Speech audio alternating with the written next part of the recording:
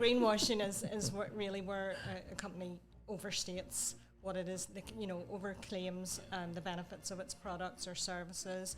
It doesn't have the evidence to back up the claims it is making. So I think that's great that earlier this year, just in January, the Competition and Markets Authority introduced the Green Claims Code, not the Green Cross Code, which some of us as a certain age might remember, the Tufty Club and all that. But the Green Claims Code is there now to provide a roadmap, if you like, for how not to greenwash and why it's important not to, because I think they looked at the time and they felt that, was it something like 60% of the websites that they had reviewed were potentially overstating their claims and greenwashing, and all that does then is undermines the good efforts of companies that really are doing good stuff in this space, and then the trust goes.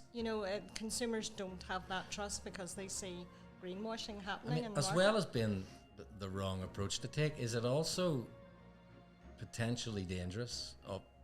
Because the claims you make as businesses now will be interrogated like they've never been interrogated before by our consumers, by our potential employees. So it's actually harmful to do this. It's not just the wrong thing to do, it's potentially damaging.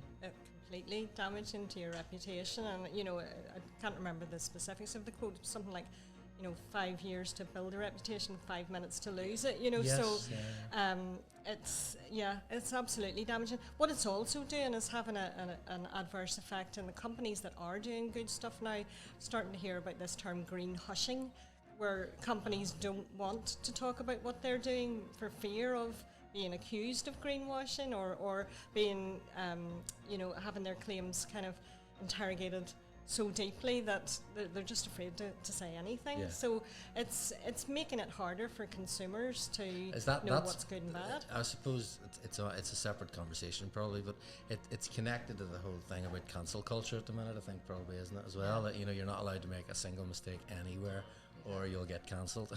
So sometimes the organisations are probably understandably thinking, you know what, let's say nothing. Because we can't win here.